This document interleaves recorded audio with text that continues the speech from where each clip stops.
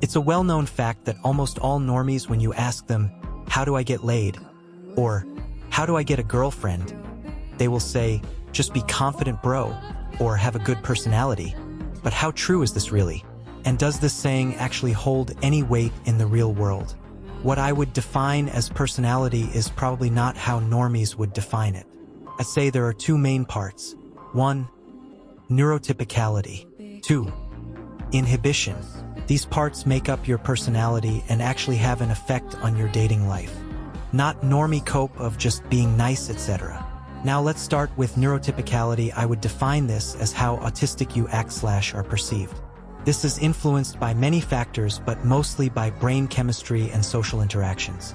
Generally speaking, almost everyone in the black pill are on the spectrum or somewhat neurodivergent. The worst thing about neurotypicality is it's almost impossible to change, even with drugs. This is because, as stated earlier, it's influenced by social factors, and people like you and me probably didn't socialize enough to be neurotypical, and are left somewhat socially underdeveloped. Now, why should this concern you? Well, neurotypicality is as much of a dating indicator as attractiveness and height. Even in your personal life, you can think of a lot of examples of ugly people slaying due to just being popular even though you mog them. Now, as for statistics, at the age of 38, 44.6% of autistic men were virgins as opposed to 0% of NT men. Now, you may say that this was a self-report and holds no truth. Even if you were somewhat right, it's too much of a percentage difference to really have any effect on the general results.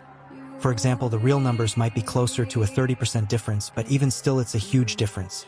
To reinforce my point, in another study, it shows that 60% of autistic people had no form of sexual experience compared to only 18% of NT people. Obviously, both these studies are slightly worse case of neurodivergence than people in the BP, but the studies still hold a lot of merit.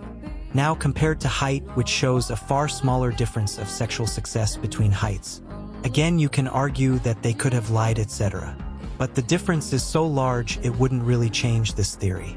In addition, the correlation of sexual partners and attractiveness is very closely related. However, it seems that neurotypicality is even more of a correlation. However, due to how the attractiveness studies are done, e.g. they won't accurately rate people, and someone who might be called attractive is a 4.5 PSL, but someone in the same category as attractive is a 5.5 PSL, if you get what I mean. I would conclude that neurotypicality would hold a similar weight in terms of dating to attractiveness, and maybe more for LTR, and probably attractiveness holds more weight for ONS. Now, I will talk about a couple of anecdotes/anecdotal evidence to prove just how important neurotypicality and inhibition are. I think it's quite common knowledge here that David Gandy was a virgin until 21 due to being, as he puts it, a social loner. Even though he is a 6 feet 3 inches gigachad, he was still a virgin due to being ND. TBF, he has said that he was fat for most of his childhood, so that could be a factor.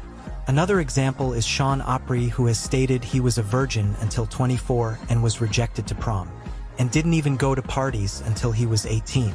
He is another example of a gigachad that loses out to the NT pill. An example closer to home is Clavicular.